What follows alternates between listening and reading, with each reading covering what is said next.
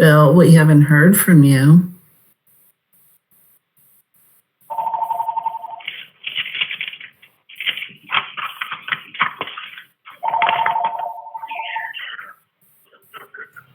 I'm here. Sorry about that. Are we missing anybody? I don't know yet. Nikki, are you on the line? Linda? I am. I'll be right back. Okay. All right. Nikki's up. Linda? Yep, I'm here. Okay. Andrea? Yep, I'm here. Okay. And then, was that PJ who said he'd be right back? No, that was Bill. PJ's on. That was Bill? Okay. And you're PJ. And Malcolm, you here? Yes, I'm here.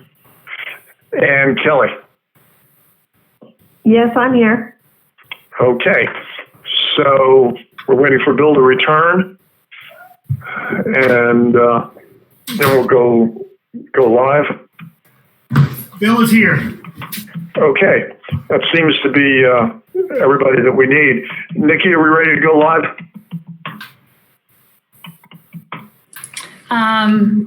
Can someone at SBE confirm that we are live? I think David's on the call. I just checked the web page. It looks like it's up and running. Clock is ticking. Okay. Let us just, unless somebody finds out differently, then I'll assume that we're live at this point. All right. At this time, I'm calling the meeting of the State Board of Elections to order. And because we are telephonic, I'm going to do a roll call to determine if a quorum is present. The chair is present. Mr. Hogan, are you present? Present. And Ms. Howells, are you present? Present. Mr. Fun, are you present? Present. Mr. Velp, are you present? Present. All members are present. Therefore, I declare that there is a quorum present. Additions to the agenda. Does anyone have any additions? Hearing none.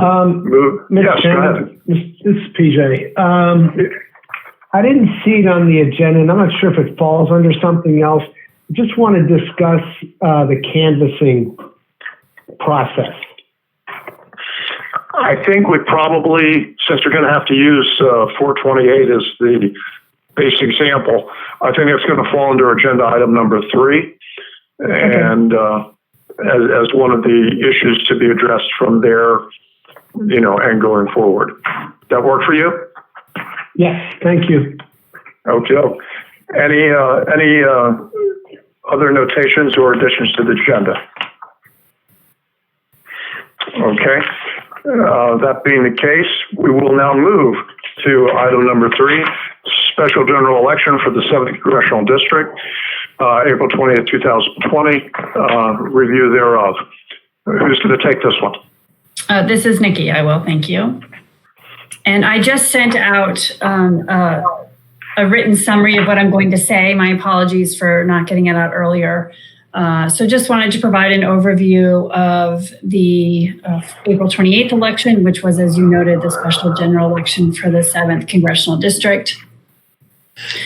We have in the document some data. So overall turnout was about 32%, which according to what I understand is pretty good for a special election. We went back and the last special general election for Congress we had, or the last special election we had for Congress was when Donna Edwards joined Congress, and I understand that turnout was 8%. So different time, different district, but different way of conducting the election. But turnout was 32%, ranging from 25% in the city to Baltimore County and Howard, which were 38%. Typically, Baltimore City turnout is generally lower than the statewide average. It's usually 7 to 10%, so this is a little bit more than normal, but that's some turnout. overall numbers. In terms of in-person turnout, there were 1,009 voters who went to a vote center on April 28th. 104 of those voters were already registered, and that broke down between the 3 counties as follows: 453 in the city, 322 in the county, and 229 in Howard. There were 5 individuals that used the same-day registration process to vote, 4 from the city and 1 in the county. The big topic of discussion about this election is how many ballots were undeliverable. And when we use that phrase, we mean ballots that were returned to the local board of elections by the post office as being undeliverable. There's a whole host of reasons why that can be undeliverable. There's about 12 categories, I think, in the post office. But these are ballots that could not be sent to the voter.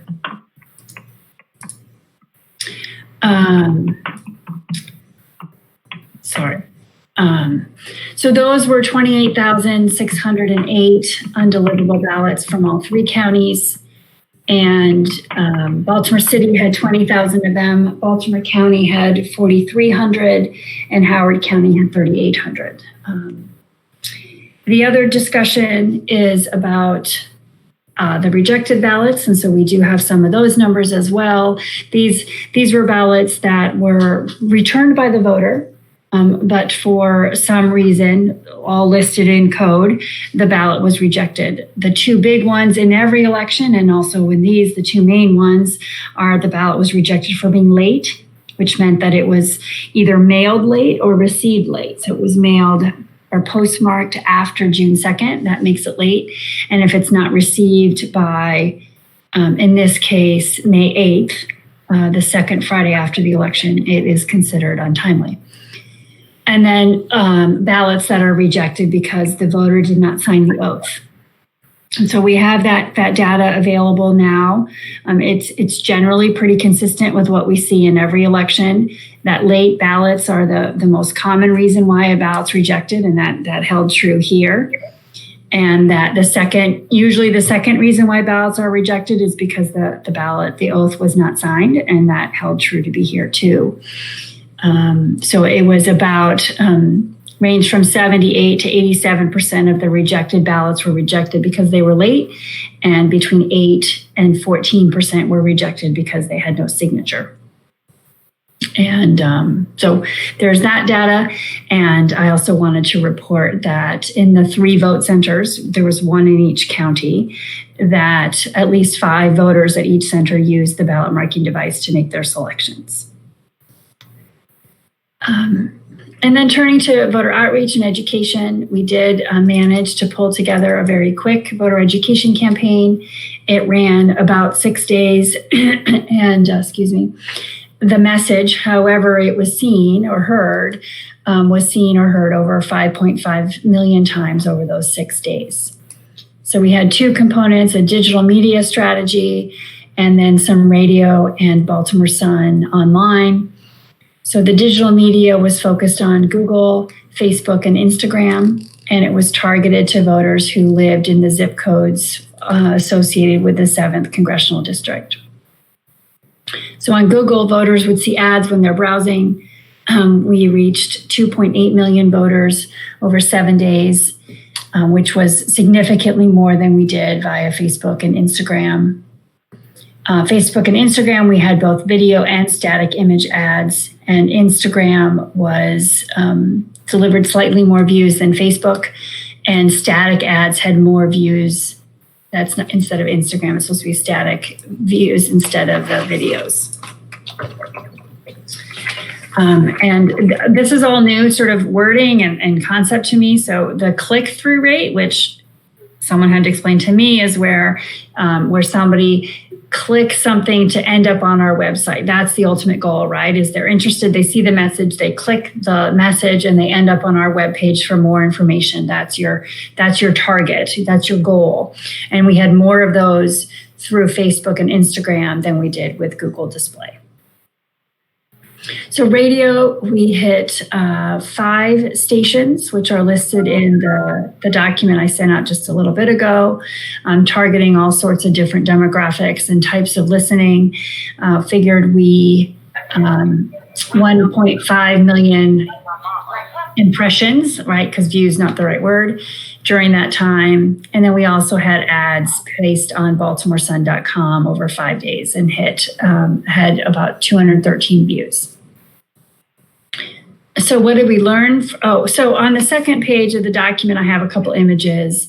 The first 2 images that are side by side are examples of the images and messages that we had used as part of that voter outreach effort. So a nice clean image talking about the 28th. They would scroll through different messages, or the voter would click and end up on our website. So what did we learn from this election? A lot. Obviously, it was our first time doing vote by mail, but it showed that the mature absentee process that we've had in place for decades was scalable, that we took it from 7-8% of total turnout up to almost 100% of total turnout. And so it was able to be scaled upwards. Huge kudos to the local election officials. The local election officials in those 3 counties did a remarkable job in reworking all that they do and preparing for canvassing thousands of ballots. We've also learned a lot from working with the post office, that we've had a good relationship with them. They reach out to us. We meet and regularly with them before every election. This was a different scale, obviously, and we're learning to understand differences in how they track delivery data and how we need to track it. And so some good lessons learned moving forward. We're also enhancing our audits to make sure that all eligible voters get a ballot. We've been monitoring that now and will continue to do so for the next week or so as ballots are still going out, to make sure that everyone who's eligible to get a ballot gets a ballot, that the file gets to the vendor and the vendor sends the file out. So that's a constant process for us. The need to expand our voter outreach. Clearly, the vast majority of our voters have never voted this way before, and they're nervous.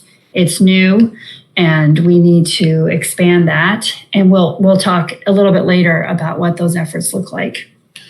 The voters and the press loved our ballot drop-off containers, which is the 3rd image in that document. You'll see a picture of the one that, I think this is at Baltimore City, outside of their office. These were custom designed drop-off boxes that the vendor has just been really wonderful to work with. And thanks to Mary and Whitney and Shafiq and Keith for designing them, and Howard County for designing them, ordering them, customizing them, getting them to us. So that's been a real team effort. And the 3 local boards of elections in the 7th Congressional District are sharing with their colleagues best practices for the actual preparing for and conducting the canvass. That's historically something that the local boards do. We obviously provide overarching principles and guidelines for them to follow and what the regs require. But in terms of the actual mechanics of it, that is their area of expertise, and they have been sharing those best practices and what they wish they had done differently with their colleagues in the other 23 jurisdictions, so they get the benefit of that. So with that, I will pause, answer any questions, clarify anything about the 428 election.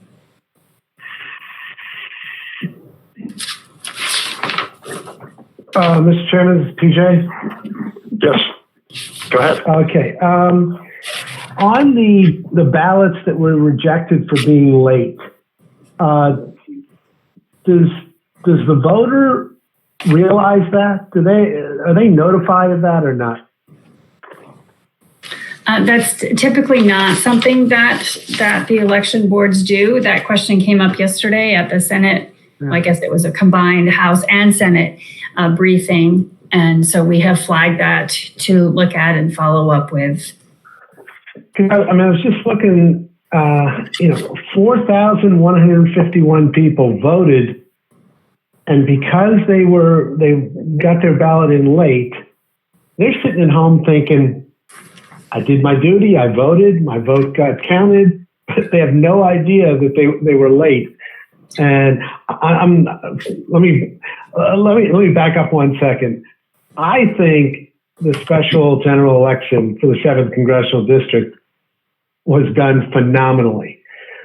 While all of our goals, all of us share the goal of there should be 100% turnout, we know that's never been the case, and who knows if it will ever happen. But 32%, I think, was a pretty significantly, good turnout for what was a, not heavily contested election, a special election, very limited. So all that being said, then I go back to the 4,000 people that, think their votes were cast. And if there's, I'm not looking to add expense, but if there was a way to mail them a postcard and say, your ballot was late. And if you wanted to count in future elections, you need to, drop it off at the drop box or mail it sooner. We've all gone, or at least I'll speak for myself. I've gone to a mailbox on the street and went to put in a letter and looked and said, oh, the last pickup time for the day was, say, 4:00 at that mailbox. There's no way it's going to be postmarked that day, that I'm dropping it off. But that's on me to get it to the post office in the proper amount of time. So is there any way to notify them, or is it not feasible? So we have that on our list of things to discuss and to see what it would take and how could we get that out, because it would need to get out in the next week to be able to really help educate the voter for the next time round, right, which is just 2 weeks away. So I don't have an answer. It is on our list of things to talk about, and we will get to that today or tomorrow. I don't have an answer for you right now. Yeah, I get maybe the easier, more efficient way is to just somehow pound into the messaging, the voter outreach that's going out now is be sure and get your ballot in well before June 2nd. Don't wait till the last minute. And I am pleased to say that is part of the messaging, that get it in as soon as possible. It has to be postmarked by June 2nd. So it is there. It's one of the key messages that we are delivering, but point taken. Okay. And Mr. Chairman, I mentioned earlier I wanted to talk about the canvassing experience from the special general election. I can wait a minute if others have questions about what Nikki's gone over so far. Does anybody else, thank you, PJ. Does anybody else have anything over what Nikki's gone over so far, excluding the canvas, which Mr. Hogan's going to bring up? Any of the other members? I have one question, I guess maybe a thought stream. In terms of the voter outreach and education, I understand we're hitting the Google display, Facebook, Instagram, and I know we're doing some radio in Baltimore Sun. I know that in the briefing to the combined committees yesterday, there was concern about, are we doing outreach to any specific communities? So we considered that. Are you all prepared to answer that at this point, or would you prefer to come up with an answer which would go directly back to the committee? So we have some information later about the June 2nd voter outreach campaign. So what I highlighted just now was what we did for April 28th. Obviously, we had less time. It was a targeted district. So if we can, you can ask that question after we get to the June 2nd presentation, because it is a much more widespread, statewide, targeted campaign for June 2nd that was more limited for 428. Fair enough. Okay, with that being said, Mr. Hogan. Thank you, Mr. Chairman. My question's about the canvassing. because this was a unique election, it was a unique canvas, with it being because of COVID, and the live streaming of the canvassing process. I sent around a number of pictures that I received, and while obviously there was a camera in each of the three jurisdictions, you really couldn't see much detail. I mean, you could just see the broad room. You can't see what's actually going on with the canvas in any great detail. Is there any thought, consideration by the LBEs to having multiple cameras, from different angles during their canvass? Because we're going to be canvassing the same way for the June 2nd election. So I'll take a stab at this, and then if anybody else wants to chime in after me,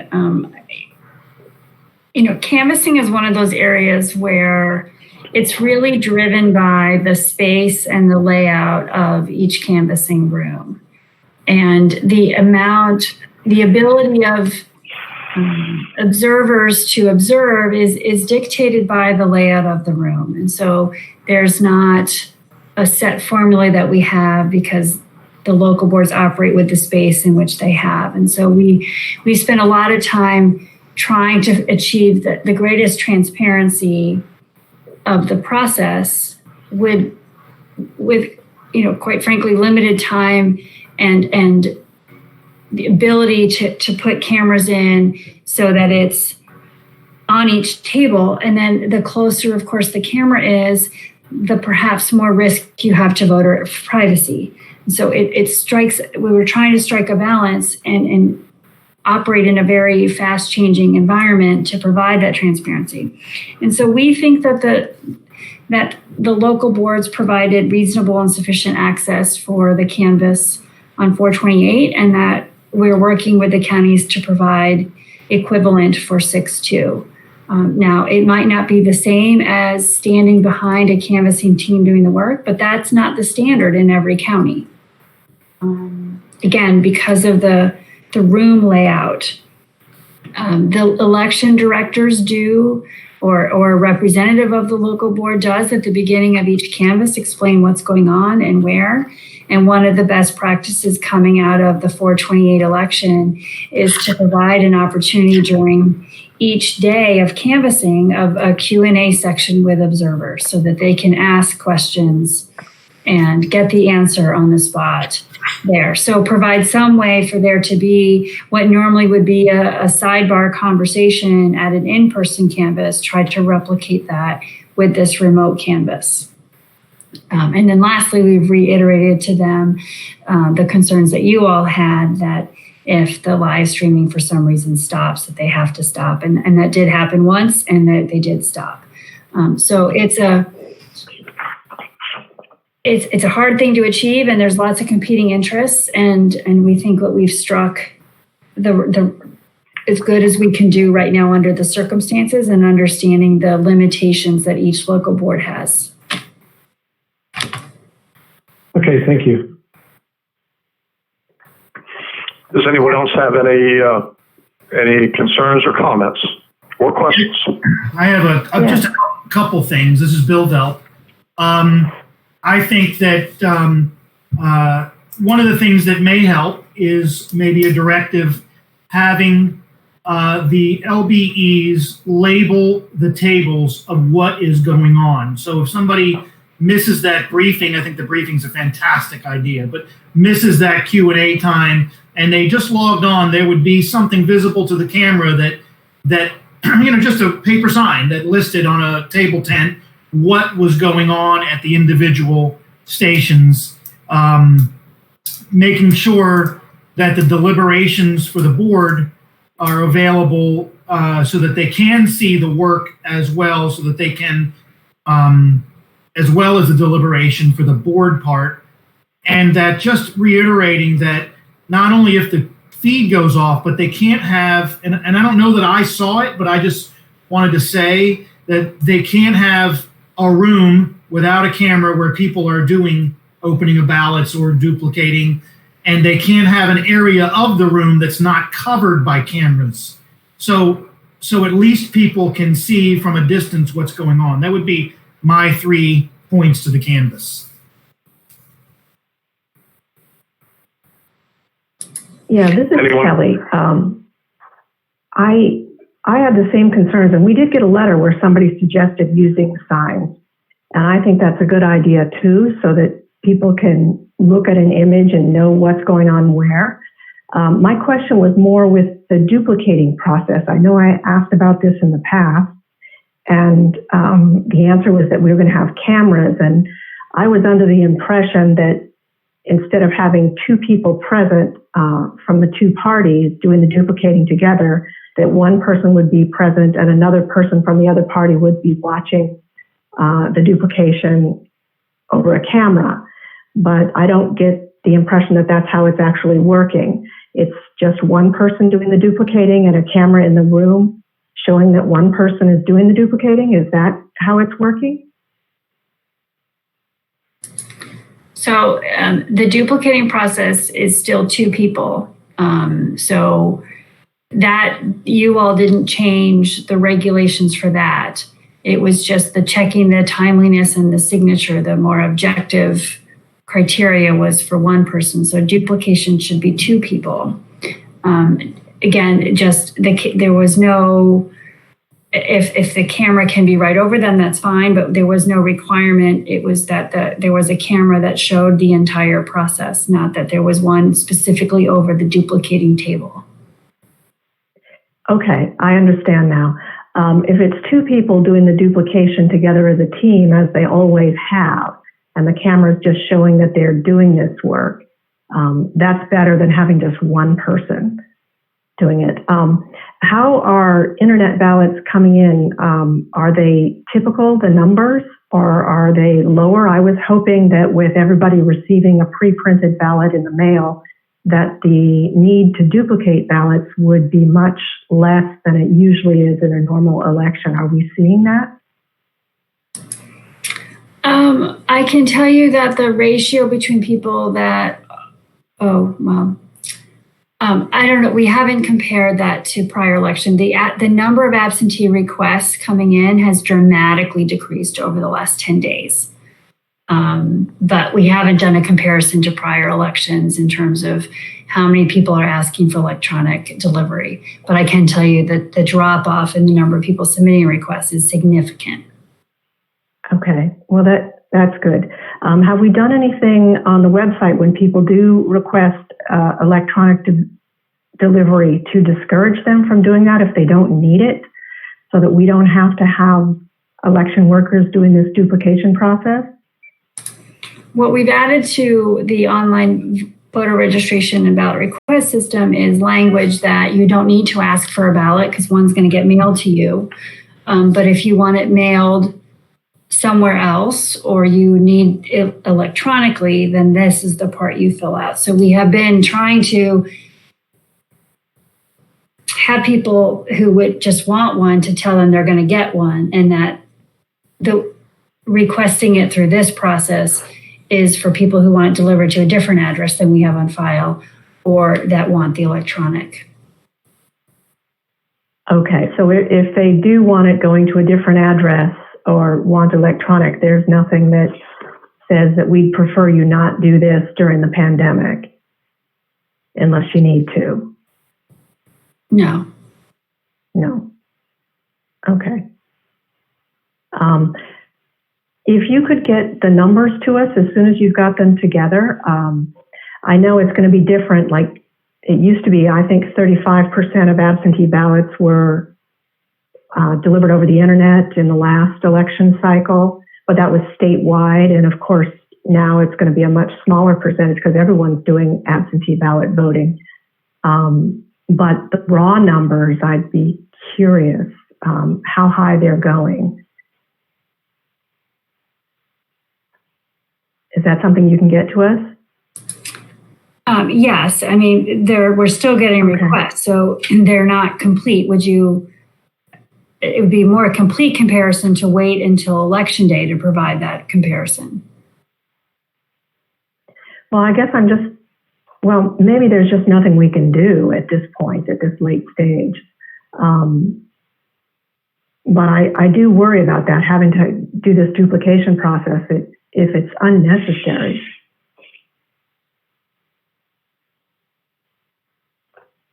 So I guess just the numbers as soon as they're available, which is looks like it'll be after the election.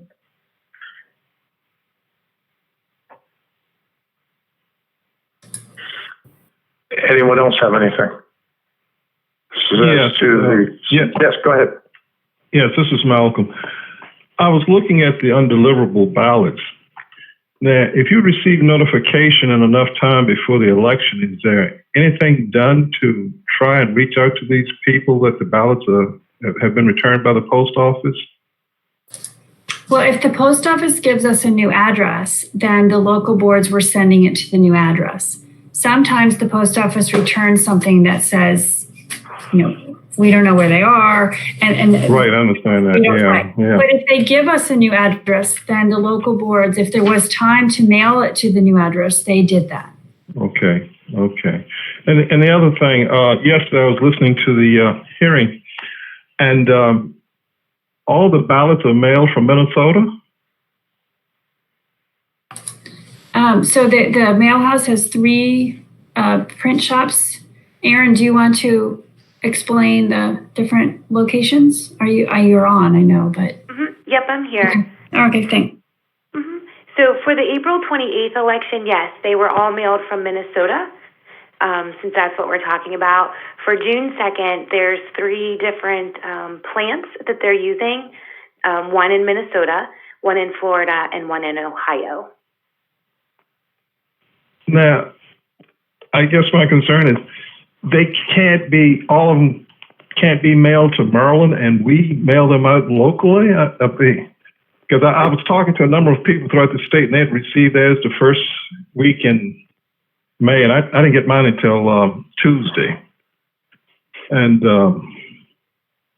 I don't know what the cost is involved doing that, but I don't want to add to the cost, but I was just wondering if we could control the mailing locally, have a better handle on it, wouldn't we?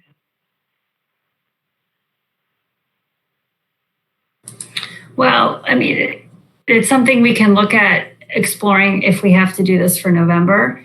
The mailings for this election are obviously all either route. We can certainly look at whether that's an option. I mean, regardless of where we put it into the mail stream, we are at the mercy of the United States Postal Service, right? And so our mail house works with the postal officials in Minnesota, Florida, and Ohio. We work with them here. So there is there is communication between the mails people in those 3 states in Maryland. So there is already an infrastructure in place to share information. But we can, if we have to do this again in November, we can certainly look at that. Okay, thank you. Anyone else? Any questions, comments, or thoughts on item number 3, special election? Hearing nothing, we'll move on to agenda item number 4, presidential primary election, June 2nd, 2020. Nikki, are you going to handle that one? I sure am. So you received earlier today, my mistake because I got them backwards, a written narrative of June 2nd, where we are in preparing and what we've learned so far. So we've sent out over 3.5 million ballots over a couple-week period. The election officials are preparing to open 42 vote centers on June 2nd. They'll be open from 7 a.m. to 8 p.m., and they're working to incorporate social distancing and safety guidelines there. We've ordered for them as much personal protective equipment as we could possibly order. Everything masks to face shields to plexiglass dividers, You name it, if they wanted it and we could find it, we ordered it for them, including floor decals to remind all of us to stay 6 feet apart. There's going to be 66 ballot drop-off locations, 1 at each voting center, and then with some others. In response to the state board's action at the April 22nd, 2 local boards added some additional drop-off locations. Cecil County, I believe, added 2, and Montgomery added 2. And those containers will be open 24/7 from May 21st through 8 p.m. on June 2nd, although we do have an agenda item about that in a few agenda items below. We are supporting the local boards to provide the hardware and the installation to provide the remote access to canvases, and our statewide voter outreach campaign has started. And so, Mike, to your question, this is a statewide campaign. It includes digital, print, radio, TV, targeted outreach to stakeholders, and earned media, which just means we try to get free press in local papers, radio stations, wherever we can get it. The digital campaign, the stakeholder outreach, and earned media efforts started last week, and the TV and radio is either going to start today or tomorrow. I don't know, Donna, if you have an update on that. Whether it's starting today or tomorrow. So it is statewide. It is targeting mass media as well as niche local media. And so there were a lot of questions at yesterday's hearing about this, how much we're spending per county and all that kind of. And we're going to pull all that together and we'll provide it to you as well as the 2 committees. But it is a much broader campaign than what we did for 428. We have more time to do that. So what have we learned so far? This is a big change for voters, and the voter education effort is really important. The key messages include things about, vote safe, vote at home, the importance of signing the oath, the importance of the postmark, and I know there's a few more messages that I'm missing. No postage is required. And so that will go a long way to helping us. And we're answering questions about how to make sure voters only vote once, which our system, when we issue a replacement ballot, it voids the first one. So we have, again, this gets back to what I said earlier about our mature absentee voting process was very scalable. So all of the safeguards we had in place for that system are still in place for this one. What to do if you don't get a ballot, which is email or call us, and we will get another ballot issued to the voter. And then, of course, what's the safest way to vote? That we're still emphasizing the safest way is to vote the ballot that's mailed to you, and only if you can't vote that ballot to use the in-person voting locations.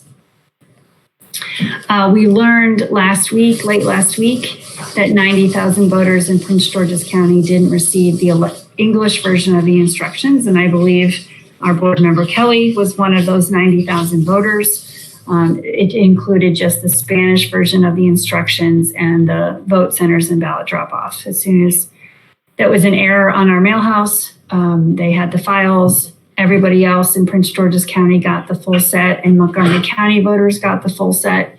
And the vendor quickly printed the English versions and put them in the mail on May 9th to those 90,000 voters. So those voters got 2 mailings, the ballot and then an English version of the instructions. Can I ask a question about that, Nikki? Sure. Bill Bell, number one, who paid for that second mailing? Did the vendor because it was their error, or? The vendor did pay for that mailing. Okay. And do we have a way, how many days did it take, who figured it out, and how many days did it take to figure out that the English version wasn't accompanied? Aaron, would you like to answer that? Yep, sure. I was making sure I was hitting the right button this time. So I received, I think it was last Thursday, Alicia Alexander, who's the election director at the Prince George's County Board of Elections. She notified me that they were getting calls. And I said, okay. And, sometimes we expect like onesies and twosies here and there. But then she emailed me pretty much immediately afterwards and said the calls are increasing significantly. And I said, okay. So that's when I contacted the vendor and asked him about it, and he had to do a little research first, and then he did confirm that some of the files did not have the English instructions included. So to answer your question about time frame, Alicia and I acted immediately. So I would hope to say that within 24 hours of voters getting their ballots, I would say that we were notified. And So we didn't know, of course, I mean, I didn't know, or Alicia didn't know, if the voters would not have called, so. And I guess that's my point in this. So probably were mailed from Minnesota on the 4th or 5th, if you're getting calls on the 7th or 3rd or 4th. I'm wondering if there's some kind of, based on this error, if there's some kind of audit process where we can have a control copy mailed or a control image of what is actually mailed. There's some kind of check and balance to make sure what we've asked to go out has gone out. So I think that's a great suggestion, and I think that the mail house process and is certainly going to be on our list of lessons learned after this June 2nd election, which we would do anyway, but the scale makes this process even more important to do. And we can certainly add that on to how is there a way for us to get a quality assurance check on the contents. Now, the fact that it wasn't the entire county would have been, what's this random sample size for us to check to feel confident about it, because this was just a portion of Prince George's County voters, not all. But point taken, and certainly putting in place some quality checks is something that we started to think about for the vendor moving forward. Thank you. This is Mike. I just wanted to make an observation about that conversation. I think Nikki's point was well taken. Where do you draw your sample from? If the first 90,000 off the press were the ones that were defective, and you drew your sample as the 90,001, you wouldn't know it. My take on this, however, would be that, number one, it doesn't hurt for us to get a proof copy just to see it. But we're all going to get that anyway, because we're going to get in this kind of environment, we're going to get our own ballots. The more important thing, I think, is that, in fact, the system did work. We sent out 90,000 things that were presumably somewhere around, and I'm just making numbers up, 60, 70, 80,000 of those people, the Spanish language was absolutely the wrong thing to receive. And they called. And as soon as they called, our people paid attention to it. They monitored, made sure it just wasn't an aberration. And it was very quick, they realized that there was a problem. They took steps, they fixed it, and they got the replacement ballots out, or the placement instructions out. So, although this is one of those things in work environments, I think, where something goes wrong, we didn't have a direct ability to affect that one way or the other. And as soon as we realized there was a problem, we responded immediately and took care of the problem. So it's I look at this as one of those things that's, gosh, I wish that hadn't happened. And I'm sure the printer really wishes it hadn't happened. But as soon as it happened, we took steps to correct it, and we did, in fact, correct it. So that's my thoughts. Anyone else have anything, any questions for Nikki about what she's been addressing? Well, I can just add one thing. This is Kelly. In theory, we have corrected it. We received 2 ballots on Thursday the 7th with Spanish only instructions. And we received 2 more ballots today, the 14th, with Spanish only instructions. And we have yet to receive the mailing of the English instruction. So I don't know where they were mailed from, but as of today, they haven't arrived. It's Mike, and that is a useful lesson. I'm sorry, I couldn't understand. I'm sorry. I said that is a useful lesson. Oh, What yeah. you just told us, and that So I think is more to the point. Go ahead. I have faith. I believe they're coming. They're just not here yet. Thanks, Kelly, for sharing that. We'll follow up with the vendor and see. Thank you. Mm-hmm. Okay. Does anyone else have anything? Yeah, I would just like to add and kind of mirror one thing that you said, Mike. I don't want to give the I was very impressed with how we handled the problem. Once we found the problem, I'm just reporting, and I think Nikki got that maybe we could have, based on this learning, that we could have some strategies in place to catch it before the public did when one of our vendors would make an error in mail. That was my only thing. In commerce, what you would do is you have control addresses that are slipped into each batch so that they can be viewed by, either scanned and viewed or viewed physically from each batch you send out to make sure what you intended to go out is what got out. And I agree with you. And I certainly, and I don't think the staff took your comments as reflective on anyone's performance here. It was more of a conceptual, how can we look at this potential problem in the future?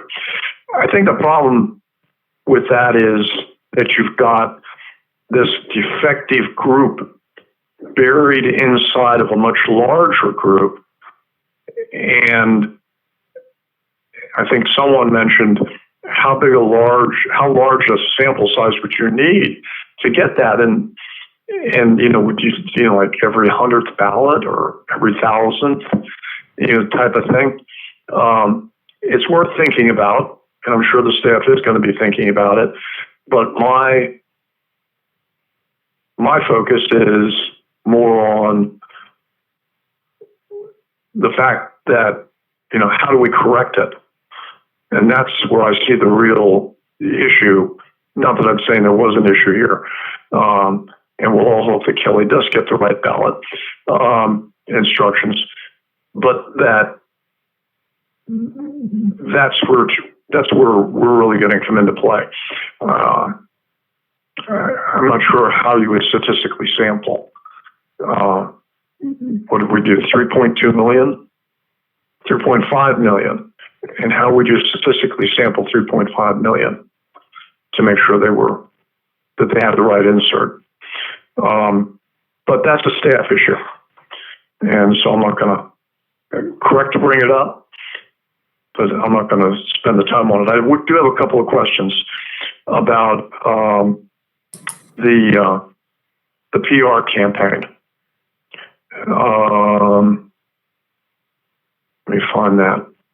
We used a couple of terms in the documentation, and I'm just not sure what they actually mean. One was stakeholder outreach. Now, this would be under election preparation activities, item number 5. And I'm curious what stakeholder outreach actually means. Donna, are you able to describe that a little bit?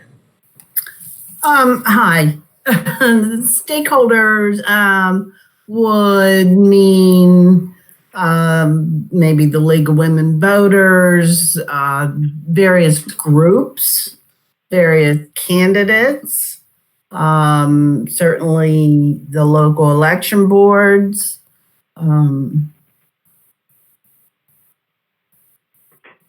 Okay. Is that? Okay. Now, we talked about targeted outreach. Where did the targeted outreach go? Or what was it? Generally speaking, or, So just for clarification, that is just starting, right? So that is the targeted outreach is for 6/2.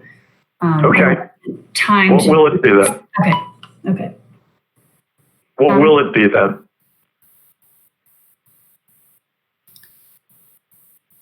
I'm not sure what's in Nikki's presentation. Well, I'll read you the line. The statewide voter outreach and education campaign has started. It will include digital, print, radio, TV, targeted outreach, and earned media. And my question is, what is targeted outreach as specifically as we can address it? Now, Nikki just noted that has just now or will be starting or very shortly. But what is it? Targeted meaning certain groups of voters, Latino voters, African American voters. But when we review the list of radio stations that the ads are going to be running on, it has gospel, it has country, it has Latina. So it is targeting a multitude of audiences. It's not just on, Light FM, whatever. Okay.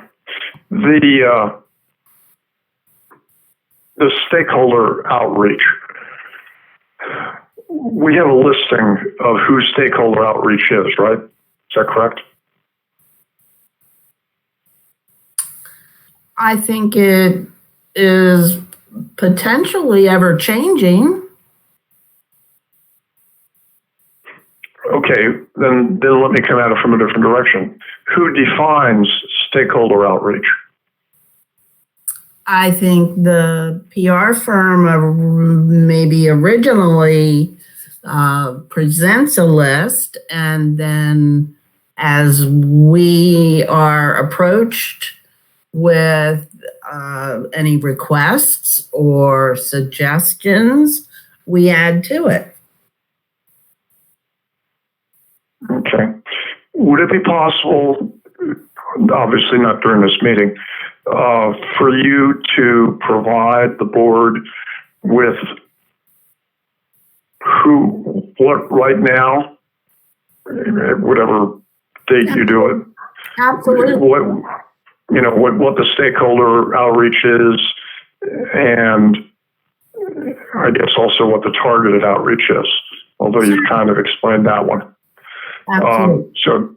Okay, I would appreciate that. Does anyone else have any questions about the overview? Now, we've got a number of sub-items that we have to deal with, but the overview of election preparations for June 2nd. Does anyone else have anything about that? Hearing nothing, then I will move on to item number 4B, requests to increase deployment of ballot marking devices. Who's going to present that? Aaron is, but just before, I had a couple other things left in that document. I'm happy to go back later or skip it if you don't want to, but there were 2 additional topics. No, go ahead and do it. Okay. Go ahead and do it. I apologize. It's okay. One of the other things we've been hearing about, we knew this wasn't really, we didn't learn this. We knew that the ballots were all going to have April 28th, 2020 on the ballot. And that was because the ballots were all done and already out to voters. And the process of getting ready for the election was already moving along when the election was moved to March 17th. I'm sorry, when the election was moved on March 17th to June 2nd. And so at that time, we were faced with 2 choices. Well, 3 choices. It was restart the whole ballot programming office process, which, again, as I said, we already had ballots out in the mail to our military and overseas voters. There had been some nursing home visits that had already been conducted. So there were ballots already out there for that election. and the process of rebuilding the ballots and doing the full testing process, that's a very deliberate process for us, and rushing that and knowing while we were also trying to conduct our first vote by mail election for the 7th Congressional District meant that it was a real risk to the system. And of course, reprogramming the ballots and building a new database to do that risked that those ballots that were already out may not be counted when they came back, that they couldn't be counted as they were returned. They would have to be duplicated. The other option was to manually edit each version of the ballot style, which is, we all have a PDF, and if we have the right software, we can go in and we can change it. And that was certainly an option. But for every ballot style we have, I think it's 7 or 8 different versions of that ballot style. So there's the ballot style that goes to the printer. There's a ballot style, and there's a ballot version that is formatted for web delivery. There's a ballot style that's formatted for the specimen ballots in the polling place. So for every one ballot style, there are different versions of that ballot. And so going in and manually changing the date, it was something over like 1,300 PDF documents that we'd have to go in and manually change. And then retest. And that's risky. And then the third option was to do what we did, which is leave the date on and provide notice to the voters. And so when I talked earlier about what some of the key messages were, this is also one of them. I didn't come up with that at the time, but that even though your ballot says April 28th, it's valid to go ahead and to vote it and send it back. It's pretty consistent with what happens when we are sued close to the election, and we explain that this election process is months long getting ready, and that oftentimes what the courts order us to do is to give notice to the voters, and that's what we did. It's key message in our voter outreach. There's a paragraph in the instructions that explains what happens. We have been very upfront about this and explaining to voters why it says April 28th and letting them know that it's okay to vote, it's going to count, no worries. So that's been another issue that's come up in this election. And then lastly, the question about precinct level results, which we have talked about at prior meetings. It was a focus of attention at yesterday's legislator briefing. I don't know that I need to go in detail. We've had this discussion with you before, that there are 2 ways to provide precinct level results for a vote by mail election. One is to do it on the front end when you're programming the ballots, and one is to do it on the back end, which is very time consuming and would significantly delay the counting process. We have committed to providing precinct level results for the November election, regardless of how that election is conducted, because we can build that into the ballot programming process when we start building ballots in August. I think it's important that not having precinct level results does not impact the integrity of the election. We have audits in place, and we can do precinct level turnout. It's not results, but it's turnout, and we can perform comparisons. And I've listed in this document some of the comparisons that we do as a matter of routine or will do with this kind of election to verify the integrity or establish the integrity of the election, and that precinct level results does not diminish that. And then that is the end of that section. Thank you. Okay. And now that the chair is caught up with the staff, anyone have any questions, comments, or concerns about anything Nikki has presented about the June 2nd election overview?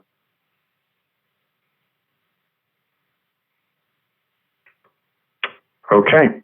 Hearing nothing, then I think I'm safe in saying we'll now move to 4B, request to increase deployment of ballot marking devices. And who will handle that one? Aaron.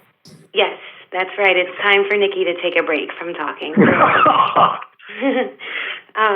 So there were 4 requests from 4 different local boards. I believe you all have the emails. Do you want me to just go by each one, Mike, or? Just put in the record what the request was for each one. Yep. And we'll see if we can't do it summarily. Okay. So first we'll start with Baltimore City.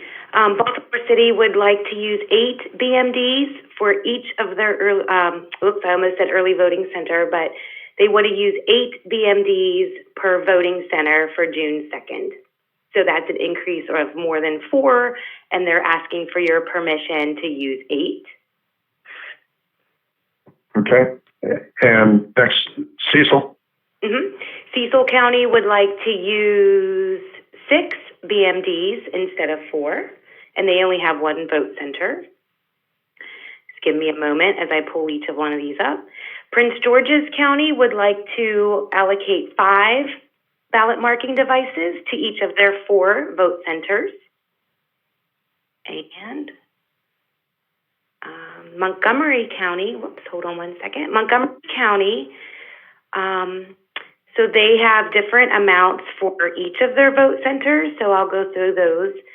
At the Germantown Community Recreation Center, they would like to use 6 ballot marking devices and 2 ballot marking devices in reserve in case they need to issue more. The Praisner Community Recreation Center, they would like to assign 10 ballot marking devices and have 2 in reserve. The Silver Spring Civic Center Great Hall, they would like to assign 12 ballot marking devices and have 3 ballot marking devices in reserve. And then last, the Activity Center at Bora Park Gym Vote Center, they would like to assign 20 ballot marking devices and have 3 ballot marking devices in reserve. Okay. Thank you, Aaron. Does anyone have any questions or observations concerning the increased request for increased ballot and BMDs? This is Malcolm. I guess my question is: do we have those on? Do we have those on hand in stock? Yes, Malcolm. I believe they do have those in their warehouse. So absolutely, Okay. they have them. Mm-hmm. Okay, good. This is Bill Velp. I personally see no reason why we wouldn't accommodate quickly any requests like this from an LBE to best meet the needs of the voters as they see it. Anyone else? I would make one cautionary note that needs to go out to these counties, and actually, well, these counties. We still have the issue of segregation of ballots. And so if they want to deploy all these ballot marking devices, then they're going to have to ensure they get at least 5 voters per machine that's in use. Now, the reserve machines, I'm not talking about that, but we've never changed the numbers of people that need to use these machines. And the reason we haven't changed it is because of segregation for the ballot. So that still holds true. And information. Isn't it 5 voters per facility, not per BMD? That's correct. It's per voting location. So what's unique? Okay, all right, okay. I understand what you're saying. All right. For some reason, I thought it was the BMD. Okay, good point, Bill. Mike, your heart's in the right place. Thank you, counsel. Make a note of this. All right, with all that being said, and frankly, too much being said on my part, the chair will entertain a motion to approve all 4 requests to deploy additional BMDs in the June 2nd election. May I have such a motion? This is PJ. So moved. Second. Moved and seconded. All those in favor, aye. Aye. Aye. Opposed? None. Motion carries. All requests are approved. Thank you. Next, item 4C, request to open ballot drop-off containers. Nikki, I think you're going to handle this one. I am, thank you. So in the comprehensive plan that we submitted for the June 2nd election, we said that we would have ballot drop-off containers available to voters starting May 21st through Election Day. And so we've been planning that. The ballot drop-off containers have started to arrive at our warehouse in Glen Burnie and will be delivered starting, next week to the various, I think I said 66 locations throughout the state. Because of the infrastructure, the logistics involved in doing that, it's a 3-day effort starting Monday and finishing Wednesday. So they'll all be there ready for Thursday, the 21st. And the question that we've been asked, and think it's a very valid question, which is why we're presenting it to you, is can the ballot drop-off containers be open and ready for use once they have been delivered? The concern is that voters are already very anxious to return their ballots, and for locations that don't have a way to do that, these ballot drop-offs clearly do that. And the concern is that if these ballot drop-offs are in their locations as listed in the locations in the ballot, but they're locked, that we are not serving the voters.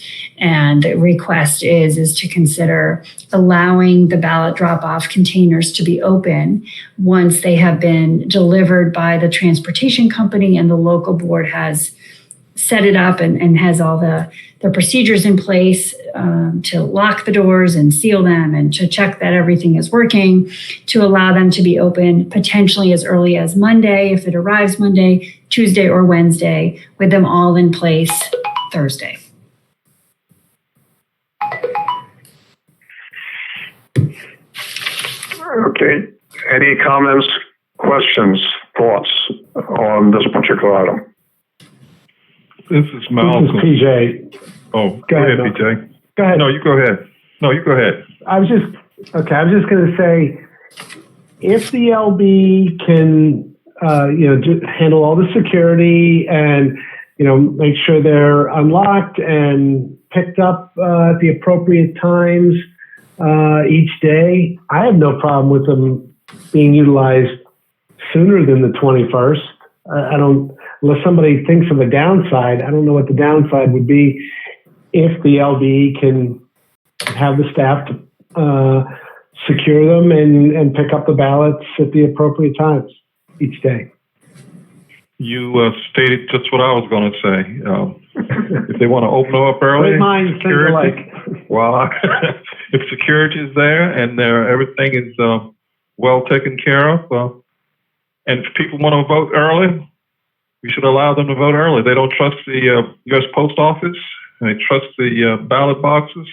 I'd say let them go for it. I will only add, this is PJ again, that I got my ballot, I don't know, probably a week and a half ago. I voted it, and I was so excited to take it to a drop. Obviously, I don't read directions well. I was so excited to take it to a drop-off box. I drove over to the Pitmore Community Center. I'm looking for the box, and then I realized it doesn't start until the 21st. So I'm happy that they start accepting them as soon as possible. This is Bill Velp. I concur with both Malcolm and PJ in general. I do have a concern in general. Malcolm mentioned security, and I read in the other document, I know it's coming up later, but the minimum requirements versus recommendations. Does anybody know how many of the 66 locations do not have camera surveillance or some type of other coverage? We can get that to you. I don't have that quickly at my fingertips. I'd have to go digging for it, but we can get that for you. I mean, our recommendation was that they should all have it, and we have been, if asked, providing the cameras to do that. But I haven't looked at that sheet for a while, and I can get back to you. Yeah. That wouldn't change how I would vote about this, by the way. I just think that is something that is of utmost concern for me, just so that we have surveillance in one way or the other. Anyone else? I have a question. Nikki, have we received an indication, any overt indication that any of the LBEs are planning to not have the drop-off boxes under surveillance? I haven't heard that, but I haven't checked the spreadsheet for a while. But no, I haven't heard that. Okay.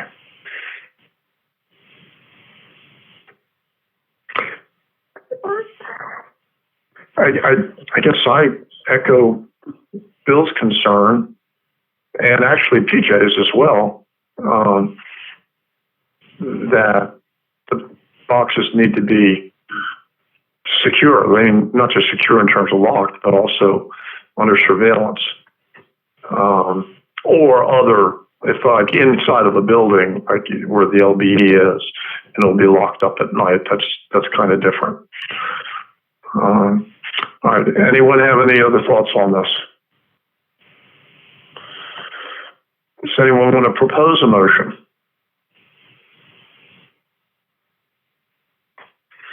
This is PJ. I'll go ahead and propose a motion that we allow the drop-off boxes to start accepting ballots as soon as they are delivered, secured, and the LBE has the staff to do the pickups.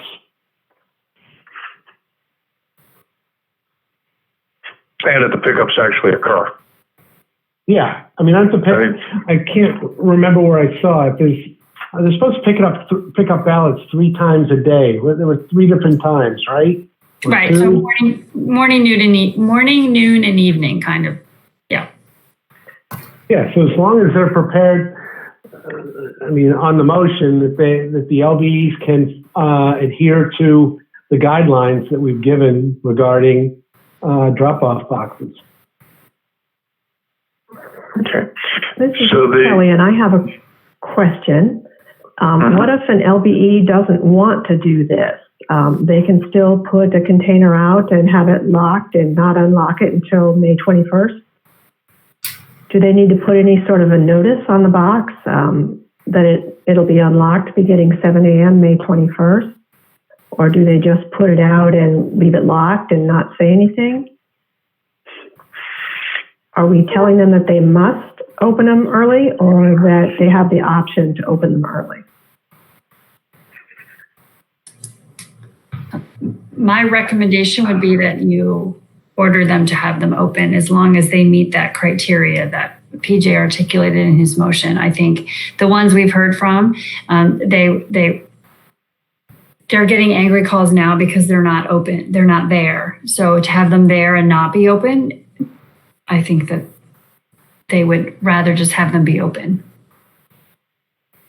Okay. Nikki, did any of those calls come from a PJ Hogan? I did not receive one from PJ Hogan, and I doubt that he would have been angry about it. I was just disappointed. I wanted to get out of the house, and I was not angry, just disappointed. But you got out of the house, so it was a win for that. Yeah, now you have to get out of the house again. Okay. So the crux of it is, and PJ, are you willing to modify your motion that as soon as they are able to meet the criteria, they begin operation of the box? Yes, for the following reason. If I had, when I drove over to the, center where there was supposed to be a box, or where there will be a box. If I had seen a box there but couldn't drop off my ballot, then I would have been angry. So I do agree with, as soon as the box is installed, they can secure it and provide the staffing to pick up the ballots. They should be open for business. Can I ask one? This is Bill Bell. Nikki, should we give him that option, or should we just say as soon as it's ready, you must begin pickup and let's go? I recommend the latter. I mean, our instructions to them is they need to be on site when the container is being delivered. So they're already going to be there and be setting it up. The question just is do they close the ballot slot or not? And PJ's motion would say you leave the ballot slot open. Yeah, I guess what I'm saying is not giving them the option of not starting as soon as it's delivered. Just saying you must. Would there be a problem with that? They have to be, when it's delivered, they're going to secure it and they're going to provide regular pickups on the schedule. That's my recommendation. Yeah. PJ, would you accept that amendment to your motion? Yeah, I'm listening, but I'm also I'm reading the instructions that came with my ballot, and nowhere in the instructions does it say a box will be available beginning May 21st. It says mail or take your ballot to a drop-off location by 8 p.m. on Tuesday, June 2nd. So, you know, if I didn't know what I know and I got this, I would do exactly what I did before. When I got my ballot, I looked and said, okay, what's the closest drop-off location? Pitt Morris Center, drove to it, and if there's a box there, I should be able to drop it in the box. So, PJ, on the insert that has the list of vote centers and ballot drop-off locations, it does May 21st date there, but you're right. Not the only one that didn't read it, so no worries. I just want to let you all know this is Erin. I am pacing my house right now because when PJ said that, I'm like, wait a minute. So that's where it is. That was on the other sheet where it has the list of the vote centers and ballot drop-off locations. You are correct. But your point is that's why I didn't. Voters. Why I didn't get angry and make a call. Thank you. But your point is well taken. This is new for voters. They're excited to vote. They say, oh, there are ballot drop-offs, let me go. And so that's why we're having this whole conversation. This is Malcolm. The print for the directions is a little larger than the print that says May the 21st. And I wondered how many people would read that heading at the top. They're going to look for the location. And why have a box available and you can't use it? That would discourage someone from voting. They go to use the box as soon as they fill out. Because I filled out my form as soon as I got it, and I put it in unfortunately, I put it in the U.S. Postal Service. Hopefully we'll get there. But I think if the box is there, folks are going to come by, it should be available to them. Yeah, and if I could, I agree with Malcolm, and that's why I was, thinking that we don't give them the option. If they deliver the box, get it open and get the pickup started, get it going. Don't give anybody the option not to allow pickups, but just get it started. This is Mike. Nikki, do you see any reason, or Aaron either, do you see any reason why a board, even if it didn't have a schedule completely filled out of who do pickups and so on and so forth, couldn't for several days put together teams and get them out there to empty the box out? I think they can. Okay. I think they can too. All right. So, Nikki, did you happen to make a note of what the motion eventually turned out to be? I believe it's that The local boards must open their ballot box containers once they are delivered, secured, and LBEs are prepared to start pickups. Does that sound right? I had asked for an amendment to that to say that the local boards will open them as they are delivered, because you said they're going to be there to receive them. I'm trying not to let somebody have a box there that nobody can stick a ballot into. I mean, PJ, do you okay with that sentiment, or what are your thoughts? Yeah, I think I'll take a shot at restating the motion. I think with everything we've discussed, the LBs shall make the ballot drop-off boxes operational under the guidelines prescribed by the State Board of Elections as soon as they are delivered and put in place. That covers the requirements that they pick them up 3 times a day and that they're secured. I second that motion. Moved and seconded. Any further discussion? Hearing none. All those in favor of the motion as stated, aye. Aye. Aye. Aye. Aye. All opposed? None. Motion passes. Okay, next. Item 4D is in Delta. Request approval for local board of canvassers to use electronic signatures on documents, certification of local results, both April the 28th and June the 2nd. Nikki, you got that one?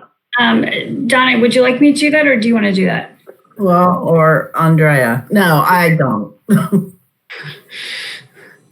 Okay, well, I'll start, and then Andrea, feel free to chime in. So this came up last week when the local boards of elections for the 7th Congressional District needed to certify their local election results. And the question came up is, could they do it remotely?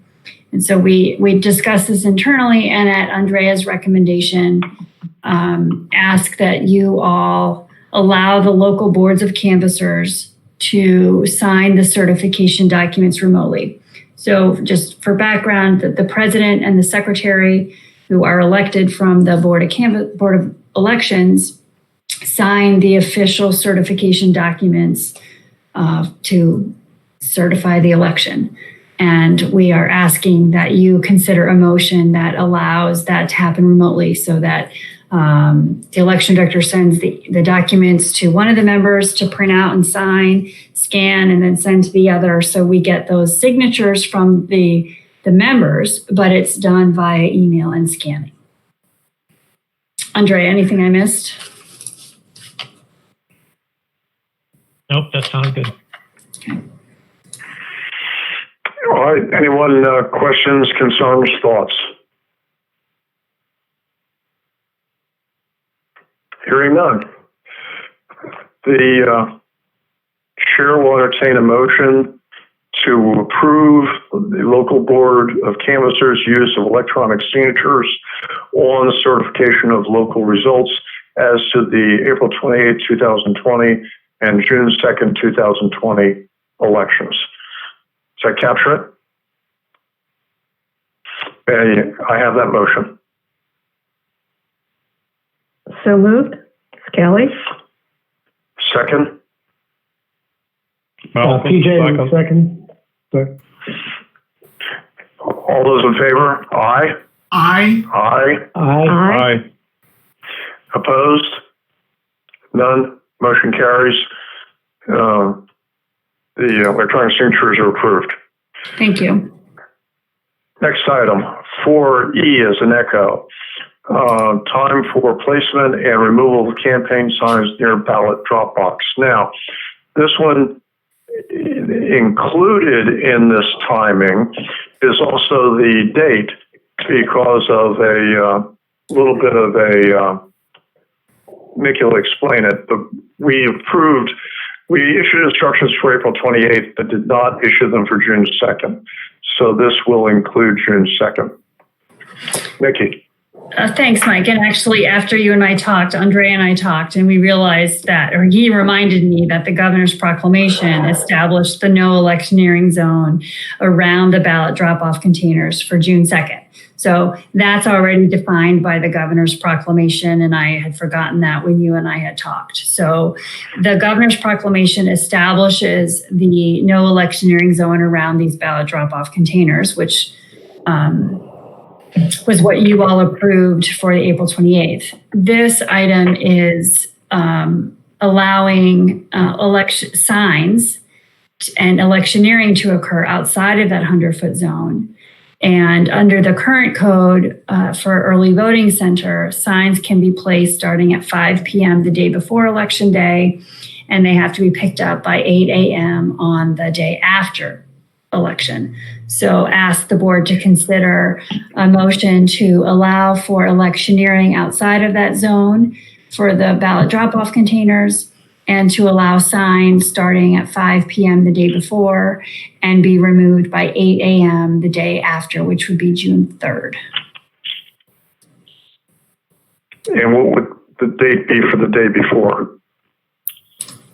Well, it's a good question, because your prior motion under agenda item C was to allow those ballot drop-off containers to be open once they arrive. So it would be dependent. That date could be as early as Sunday or as late as Tuesday.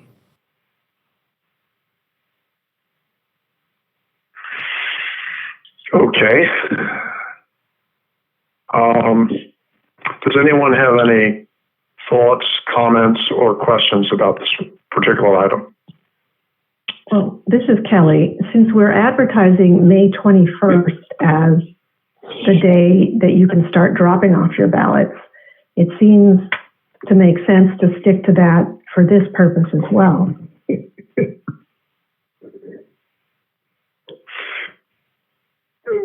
Nikki, it's Mike. I have a question. What's the earliest we think the early boxes will go in and become operational? I think Keith is on the line. And Keith, do you have the delivery schedule for the ballot drop-off containers? Yes, I do. So Monday being the first day, we're delivering to Baltimore County, Baltimore City, to Anne Arundel, and to Howard County, and to Carroll, Hartford, and Montgomery County. Okay, and what date is that again? That's Monday, the 19th. Okay, and that'll be the first delivery. That's the first delivery. Okay. Monday is the 18th, so just for clarification. My apologies. I'm sorry, what was that again, Nikki? Monday's date is the 18th. Oh, okay, the 18th.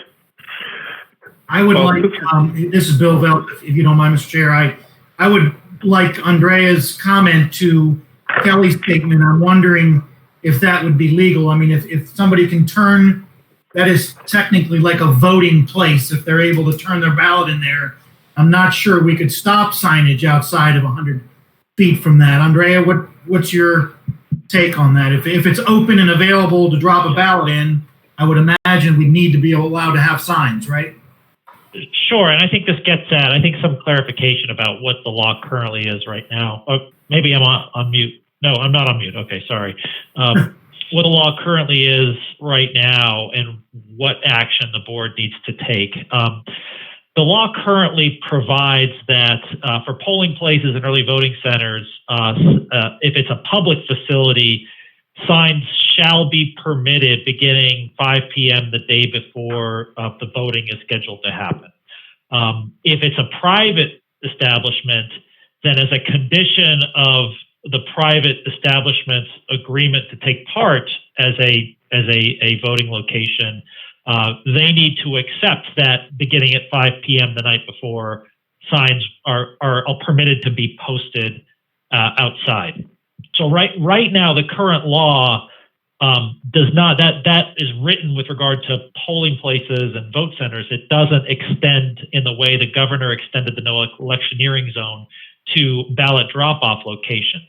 So the current state of the law is the electioneering zone applies. So within 100 feet, no one can put signs. I think that's pretty clear.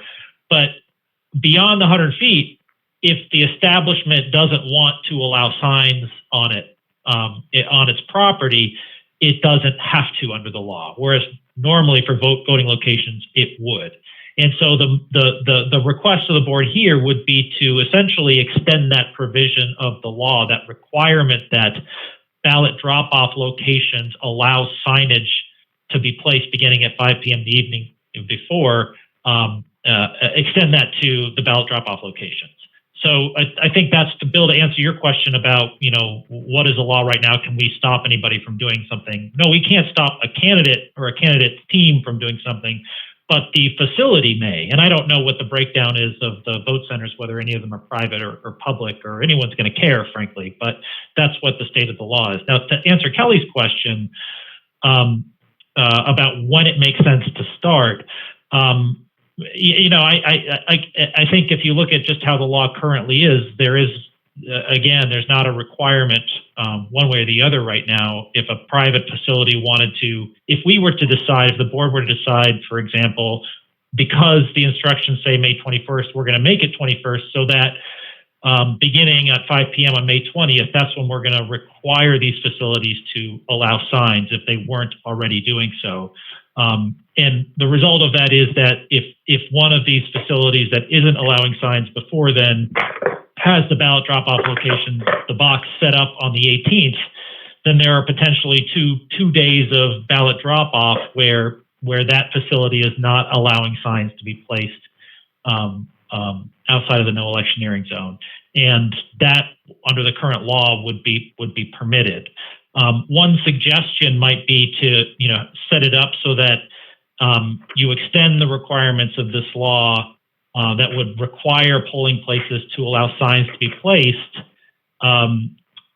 the earlier of when the ballot drop-off location is installed and established, or 5 p.m. on the evening of the 20th, and then that should cover everybody based on when the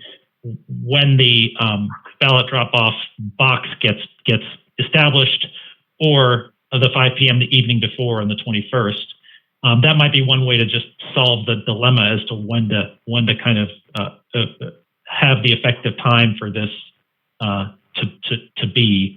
I don't know if that answers Bill and Kelly your questions or addresses the issue sufficiently, but let me know. Thank you. Any further questions or comments? Okay. Does anybody want to take a shot at, and I'll include Andrea and Nikki in this, as to the wording of a decision as to what we're going to approve. I believe my sense of the board is that the board is going to approve doing this when we're open for business, when the things are ready to go. If I'm wrong about that, I'm sure the members will let me know. And so the question is, how do we word this again? And Andrea has some suggested wording, and that sounded like it was consistent with the way the board was going. Does anybody have any thoughts on that? Okay. All right, Andrea, would you mind repeating what you said? Sure. The board can move to require vote centers. I'm sorry, scratch that. The board can move to require ballot drop-off locations to allow campaign signs to be placed outside of the 100-foot no electioneering zone, beginning on the earlier of when the ballot drop-off boxes are established, or 5 p.m. on May 20th. So moved. Is there a second? This is PJ. Second. All those in favor? Aye. Aye. Opposed? None. Motion as stated by council is approved. Not proposed by council, but as stated by council. Just so that Andrea doesn't get unhappy about me sucking him into the board's machinations. Okay, with that, I believe that completes item 4. And we now move to item number 5, request to approve regulations. And would be 5A, return of voted ballots. Nikki? Yes. Aaron? Nikki, okay. I'll take them. Thank you. So you had in your meeting materials 2 sets of emergency regulations. So I'll start with the 331103, which is about it's titled Issuance and Return of Absentee Ballots. So you'll recall earlier this year, or maybe at the end of last year, I can't remember the timing, that we proposed to you creating a process where a voter could come into a voting location and drop off a voted absentee ballot. So in light of the fact that every vote center has this nice, pretty ballot container outside of the building, and the desire to limit the number of people coming into the voting center, proposing to change the regulations that allow the in voting center drop off to the outside the voting center drop off. That's what these proposed changes do. So it says that a voter can return a voted ballot at a designated ballot return location. The ballot container lists a few requirements which are designed for our containers, that a voter can't get a ballot out once it's in. A statement that tampering with ballots is a crime, which is on the drop-off containers, and include our phone number. And then that those ballots will be retrieved according to procedures issued by the state administrator, which you all have already referenced. And those are the proposed changes to Regulation 06. The regulations in the proposed changes to Regulation 08 are just consistent with that. These are dealing with, one, is a ballot considered timely? And so just making it clear that the ballot is timely if it's deposited in the ballot drop-off location before the polls close. And the local boards are prepared to close those at 8 o'clock. So these changes to Regulation 06 and 08 are just to recognize that ballot drop-off process now is happening outside of the voting location rather than inside. I'm proposing them as emergency changes so that once this election is over, we would go back to the existing regulations moving forward. This is PJ. Quick question. I think it's on 08. You stated that allows the ballots to be put in the drop box by 8 p.m. What if, and this is a big what if there's a line of people waiting to put their ballots in, but I'm the 5th person in line, and all of a sudden now it's 7:59. Don't we allow somewhere for, like, if they're in line? Yes. As long as they're in line by 8 p.m. Right. So the regulations is drafted to say before the polls close. And so that's to accommodate perhaps extended hours rather than defining 8 p.m. But the procedures we issued say that if there's a line at 8 o'clock, you treat it like there's a line to go vote in person. That as long as you're in line, as long as you're in the line to drop off your ballot by 8 p.m., you will be allowed to drop off that ballot. If you arrive after 8, you are unable to use that ballot drop-off container. Okay, I just wanted to clarify. Thank you. All right. Any other further questions or comments? All right. Then the chair will entertain a motion to approve the regulation, the return of voted ballots inside voting locations, COMAR 33.11.03.06E and .08B, as provided in the materials that were given to the board and have been published online. May I have such a motion? This is PJ. So moved. Second. Second, this is Bill. All those in favor? Aye. Aye. Aye. Aye. Opposed? None. Motion carries. And 33.11, 0308 are approved. Thank you. The second set of regulations, which was a separate document, relates, it's 33070304, which is the regulation that establishes the polling place evaluation program.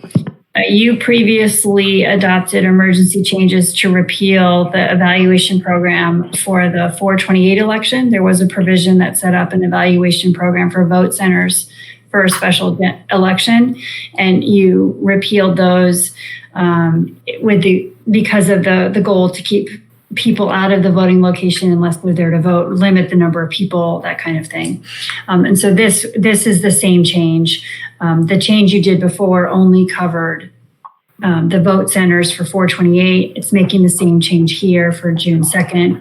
It would repeal this formal program that we have because it requires on-site presence for a period of time to go through a whole series of questions about the setup of the voting location. That means extra people there for a longer period of time. And ask that you consider an emergency repeal of this section just for the June 2nd election. We've talked about this. We have a good handle as to what the issues are from prior elections, and just think that in the interest of public safety, repealing this for this one election doesn't leave us without information that we either can't get in another way or don't have from prior elections and can make some conclusions from. All right. This is Mike. Andrea, are we repealing this or are we suspending it for June 2nd?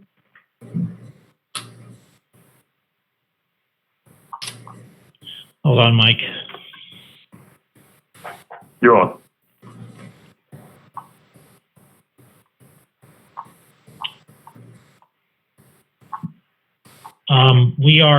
It acts as an emergency repeal, but what happens is if the emergency regulation, which would be passed by the board here, is not followed up with a permanent regulatory action by the board, then the emergency regulation effectively expires. And I don't have off the top of my head what that time period is, but it's a time period that would cover the next several weeks for, to allow the election to take place without having to do with the polling place evaluation. So it is an emergency repeal, but that would expire, and the original regulation would revert back into place after a certain period of time. Okay, thank you. Michael, this is Tracy. Just to follow up with what Andrea said, for emergency regulations, the maximum that they're allowed is 6 months. I wouldn't, if I file these with ALR, I wouldn't put 6 months. I would, just put the time frame that we needed. But just for reference, the maximum is 6 months. Okay, thank you, Tracy. Yeah. Anyone have any questions, comments, or thoughts about 5B, polling place evaluation program? And that would be my comment as well. If it's 6 months, that was going to be my question. We would technically go through the November election with this. So I'd like to put a cap. I'd like the opportunity, if we decide to suspend it for the general, that we would make that decision separately. So I'd like to have something in our motion that only suspends this until the conclusion of the June 2nd primary. Bill, this is Tracy. That's fine. When I submit the regulations for an emergency, I put the date that we want it to go through. So it doesn't have to be the whole 6 months. We can obviously pick a date sooner, just to give the public enough time to see the notice when it is published.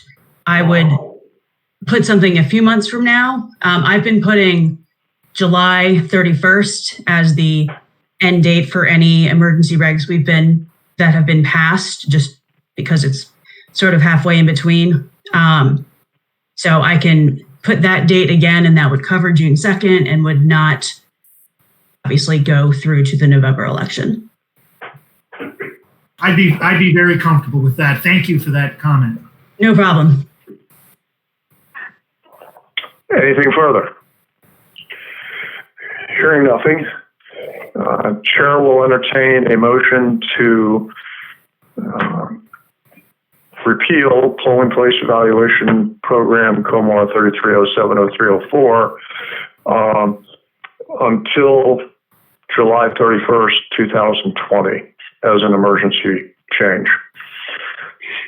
Assuming that works with council, may I have that motion? This is Kelly, so moved. Second? PJ, second. All those in favor? Aye. Aye. Aye. Aye. Aye. Aye. Opposed? None. Motion passes. Which completes item number 5. Item number 6, old business. Does anyone have any old business to bring before the board? I hear none. Does anyone have any new business to bring before the board? I hear none. Disclosure of campaign contributions. So anyone have anything they want to disclose? Well, about campaign contributions.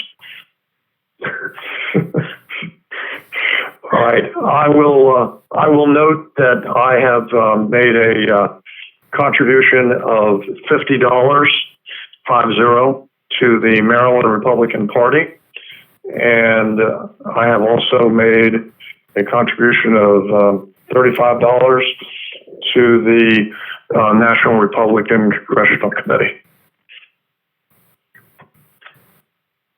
And I don't believe there is anyone else. We now need to schedule our next meeting.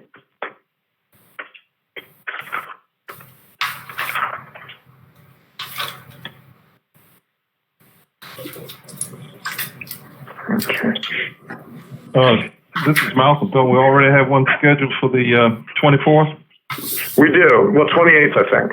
We only scheduled for the 28th. Yeah. Yes. Nikki, Linda, do we want to keep that one?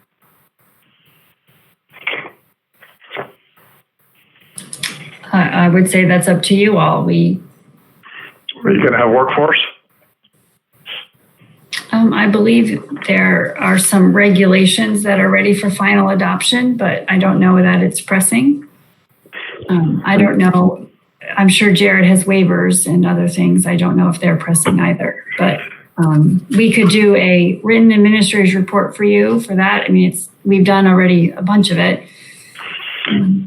Okay. We also have minutes to approve, and we have a security briefing for our next meeting too, as I recall, correct? Yes, that was deferred from the last meeting. Yep. Okay. Why don't we keep the May 28th meeting, and hopefully it'll be a relatively quick meeting. And that'll make the following meeting in June, whatever it turns out to be, but it will turn out to be quicker because we'll have done some stuff on May 28th. Is that acceptable to the board? Yes. Sounds good to me. Okay. Then we'll retain the May 28th meeting date, Thursday, May 28th. And on that date, we'll make a decision about a date in June for the June meeting. All right. And that being done, at this time, and this is consistent with our normal practice, we are going to move into a closed session. We will not return back to open session today. The board will now consider whether to meet in closed session to consult with counsel, to obtain legal advice, and consult with staff on pending or potential litigation as permitted by Section 3305, B7, and 8 of the General Provisions Article. Meeting in closed session would allow members of the board to seek and obtain legal advice with board counsel without waiver of the attorney-client privilege and obtain information from staff about pending or potential litigation. May I have a motion to meet in closed section? So moved. This is Bill. PJ, And second. All those in favor? Aye. Aye. Aye. Aye. Opposed? None. The motion having passed, the board meeting closed session in accordance with exemptions B7 and 8 of Section 3305 of the Open Meetings Act. As I stated for the public, we will not return back to an open session today. To the staff and board members who are going to be going into the closed session, I note that we've been going for almost 2 hours now. Shall we say convene in closed session at 4 o'clock? Give about a 10-minute break at this point. Is that acceptable? Yes. Okay. Yeah, that's fine. All right. We'll see or hear you all at 4 o'clock. The open meeting is adjourned at this time. Okay, thank you. Thank you.